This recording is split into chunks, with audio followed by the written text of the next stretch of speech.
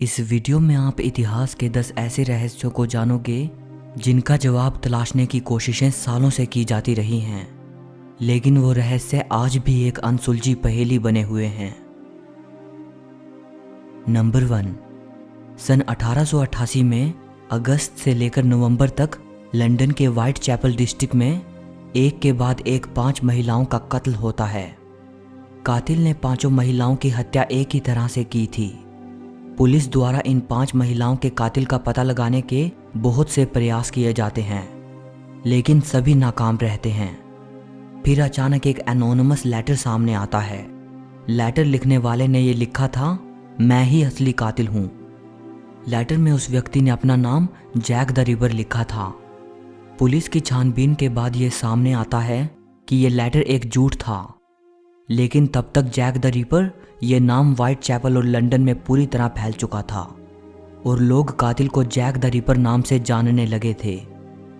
तमाम कोशिशों के बावजूद ये पता नहीं चल पाता कि वह 5 मर्डर करने वाला व्यक्ति आखिर कौन था। इस घटना को 130 साल बीत जाने के बाद आज भी लोग इस मिस्ट्री में काफी इंटरेस्ट लेते हैं। नंबर 2। Shroud of Turin. ये एक ऐतिहासिक कपड़ा है जो कि इटली के ट्यूरिन शहर के Saint John the Baptist church में रखा हुआ है। इस कपड़े पर एक आदमी की छवि बनी हुई है। कहा जाता है कि यह तस्वीर ईसा मसीह की है। माना जाता है कि ईसा मसीह को सूली पर चढ़ाए जाने के बाद उन्हें दफनाने के लिए इसी कपड़े में लपेट कर रखा गया था, और इस कपड़े पर जो ये एक आदमी की छवि बनी हुई है, ये ईसा मसीह के ही शरीर के निशान हैं। रिसर्चर्स इस कपड़े की काफ़ी छानबीन कर चुके हैं। जब इसकी कार्बन डेटिंग की गई तो सामने आया कि यह कपड़ा 12वीं या 13वीं सदी का हो सकता है, लेकिन जीसस तो 2000 साल पहले हुए हैं। एक इटालियन फिजिसिस्ट का यह कहना है कि साइंटिफिक टूल्स के जरिए यह साबित नहीं किया जा सकता कि यह कपड़ा जीसस का है या नहीं। रिसर्चर्स इस कपड़े को पूरी तरह से झूठा साबित करने में नाकाम रहे हैं, और ये एक रहस्य बना हुआ है कि ये कपड़ा कहाँ से आया था और इस पर दिखाई देने वाला ये इंसान कौन है। नंबर 3। क्या आप इमेजिन कर सकते हैं 15th सेंचुरी की एक पेंटिंग में यूएफओ का दिखाई देना? शायद आप माने या ना माने, लेकिन बहुत से इतिहासकार ये मानते हैं कि हमारे पूर्वजों को भी एलियंस जैसी किसी हस्ती का आभास था, और ये एलियंस वगैरह की बातें हमारी दुनिया में नई नहीं हैं। हिस्टोरियंस मानते हैं कि पुराने समय से ही लोगों को आकाश में यूएफओ नजर आते रहे हैं। यहाँ तक कि उस समय के आर्टिस्ट्स ने अपनी पेंटिंग में इन्हें कैप्चर भी किया था। उनमें से एक थे इटली के पेंटर डोमेनिको गिरलांदायो। इन्होंने 15th सेंचुरी में एक पेंटिंग बनाई थी, मडोना विद सेंट जोवानिनो। पेंटिंग के बैकग्राउंड में एक आदमी मौजूद है। उसने अपना हाथ चेहरे पर रखा है और वो आसमान से आ रहे एक अजीब से दिखने वाले ऑब्जेक्ट को देख रहा है। अब ऐसा मानने वाले बहुत लोग हैं जो ये कहते हैं कि ये पेंटर अपनी इस पेंटिंग के जरिए हमारे लिए एक संदेश छोड़कर गए हैं कि कैसे उन्होंने एलियंस के साथ कम्युनिकेट किया। लेकिन फिर बहुत से ऐसे लोग भी हैं जो कहते हैं कि ये थियोरी बिल्कुल बकवास है। वो कहते हैं कि ये एक धार्मिक पेंटिंग है और ये मिस्टीरियस ऑब्जेक्ट कुछ नहीं बल्कि एक देवदूत हो सकता है। सच क्या है कोई नहीं जानता, लेकिन इतना ज़रूर है कि इस मिस्टीरियस ऑब्जेक्ट को देखकर ये नहीं लगता कि ये कोई फरिश्ता या देवदूत है, बल्कि ये एक उड़न तश्तरी की तरह दिखाई देता है। Number 4। John F Kennedy America के सबसे चहेते प्रेसिडेंट्स में से एक थे। 22 नवंबर 1963 को इन्हें पब्लिकली असैसिनेट कर दिया गया था।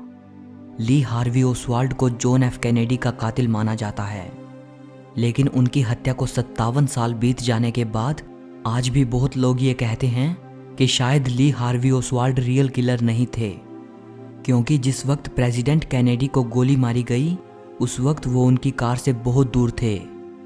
लोग मानते हैं कि प्रेसिडेंट का हत्यारा कोई और व्यक्ति था और वो गोली चलाने के बाद वहां से फरार हो गया होगा। अब जो मिस्ट्री में बताने वाला हूं वो एक महिला से जुड़ी हुई है। जब प्रेसिडेंट कैनेडी को गोली मारी गई उस वक्त उनकी कार के आसपास बहुत लोग मौजूद थे और मीडिया भी थी जिसने पूरी घटना को रिकॉर्ड किया था। जब FBI प्रेसिडेंट की हत्या से जुड़े फोटोग्राफ्स देख रही थी तब उन्हें एक महिला नजर आती है जिसने हेड स्कार्फ पहना हुआ है, इसीलिए फोटोज में उसका चेहरा अच्छे से दिखाई नहीं देता। FBI देखती है कि उस औरत के हाथ में शायद एक कैमरा है और वो उस घटना की तस्वीरें ले रही है। बाद में उस महिला को ढूंढने की बहुत कोशिशें की जाती हैं लेकिन उसका कोई पता नहीं मिलता।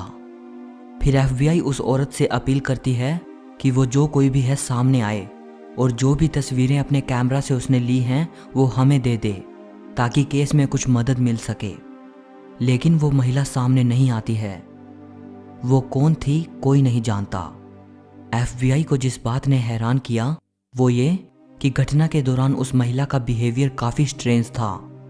लोगों को अपनी जान बचाने की पड़ी है, वो इधर उधर भाग रहे हैं और ये महिला बिना किसी फिक्र के फोटोज लेने में व्यस्त है। अब ये तो आज तक पता नहीं चल पाया कि ये औरत कौन थी, लेकिन इसको लेकर बहुत सारी थियोरीज सामने आई थी। एक थियोरी ये कहती है कि यही औरत असली कातिल हो सकती है और इसके हाथ में कैमरा नहीं बल्कि गन है।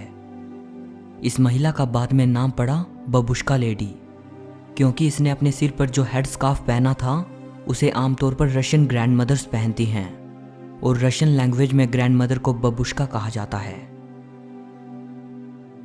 नंबर 5, अमेलिया एयरहार्ट एक अमेरिकन पायलट थी। अमेलिया पहली ऐसी महिला थी जिन्होंने अकेले हवाई जहाज में बैठकर अटलांटिक ओशन के ऊपर से उड़ान भरी थी। इन्होंने और भी बहुत से रिकॉर्ड्स बनाए थे और अपनी हवाई यात्राओं के बारे में बेस्ट सेलिंग किताबें भी लिखी थी। 1936 में अमेलिया पूरी दुनिया की हवाई यात्रा करने का प्लान बनाती हैं और जून 1937 में वो अपनी हवाई यात्रा शुरू करती हैं। 2 जुलाई 1937 को पैसिफिक ओशन के ऊपर से उड़ान भरते हुए अमेलिया का हवाई जहाज रहस्यमयी तरीके से गायब हो जाता है। जहाज गायब होने के कुछ घंटे बाद ही अमेलिया और उनके हवाई जहाज को ढूंढने की कोशिशें शुरू हो जाती हैं, लेकिन अमेलिया और उनके हवाई जहाज का कुछ पता नहीं मिलता। अमेलिया को ढूंढने की हजारों नाकाम कोशिशों के बाद 5 जनवरी 1939 को उन्हें मरा हुआ घोषित कर दिया जाता है। इतना वक्त बीत जाने के बाद आज भी अमेलिया और उनके हवाई जहाज का अचानक गायब हो जाना एक रहस्य है। बहुत से अनुमान लोगों द्वारा लगाए जाते हैं, लेकिन कोई नहीं जानता कि अमेलिया और उनके हवाई जहाज के साथ क्या हुआ था।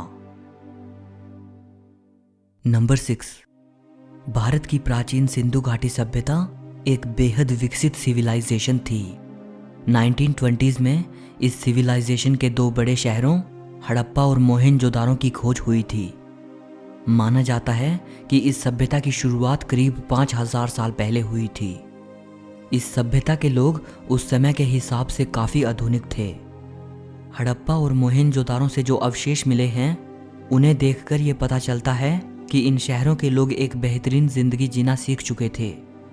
ये लोग पकी हुई ईंटों के मकानों में रहते थे। इन शहरों में बड़े भवन, ऊंची इमारतें बनी हुई थी।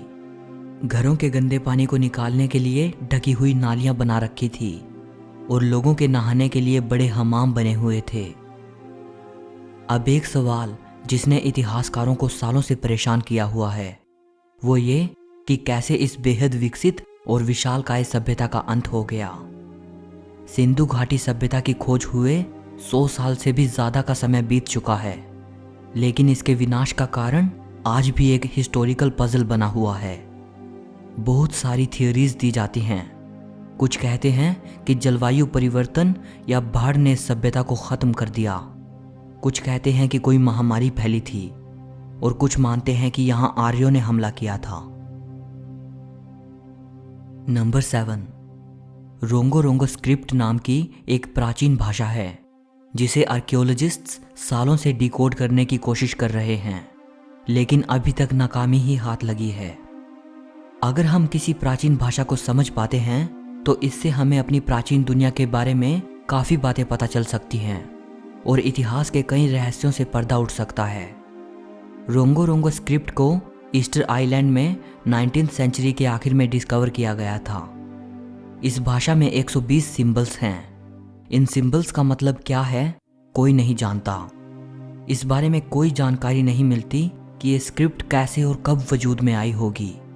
ये माना जाता है कि 1860 तक भी ईस्टर आइलैंड के लोग इस लिखित भाषा का इस्तेमाल किया करते थे, लेकिन इसके बाद इस भाषा का ज्ञान खो गया। अब मैं आपको एक हैरान कर देने वाली बात बताता हूँ। ये रोंगो रोंगो स्क्रिप्ट हमारी सिंधु घाटी सभ्यता की लिपि से काफ़ी हद तक मिलती जुलती है। ईस्टर आइलैंड सिंधु घाटी से 20,000 किलोमीटर दूर है। हैरानी की बात है, दो अलग अलग जगह पर जन्मी भाषाएं एक दूसरे से इतनी मिलती जुलती हैं। दोनों ही भाषाओं को अभी तक हम समझ नहीं पाए हैं। नंबर 8, स्टोनहेंज इंग्लैंड में मौजूद पत्थर की बड़ी बड़ी चट्टानें हैं। इनको जमीन खोदकर गोलाकार स्थिति में खड़ा किया गया था। अनुमान लगाया जाता है कि स्टोनहेंज तकरीबन 5,000 साल पहले बनाया गया था। इस हिसाब से ये इजिप्ट के पिरामिड से भी पुराना है।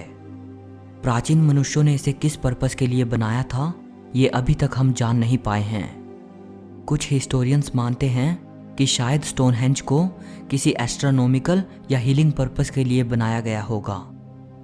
रिसर्चर्स मानते हैं कि उस जमाने के लोगों के पास जिस तरह के औजार मौजूद थे, उसे देखकर यह लगता है कि इसके निर्माण में सैकड़ों साल लगे होंगे।